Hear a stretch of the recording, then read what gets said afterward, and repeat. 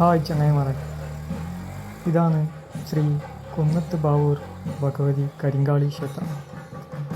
ഇത് ഇന്നലത്തെ സംക്രമമായിരുന്നു. എൻ്റെ തറവാട് കാവും കൂടിയാണ്. അവിടെ ഞാനും എൻ്റെ ഭാര്യയും കൂടി പോയിനായിരുന്നു. അപ്പോൾ അടുത്തൊരു വീഡിയോ ആണ്.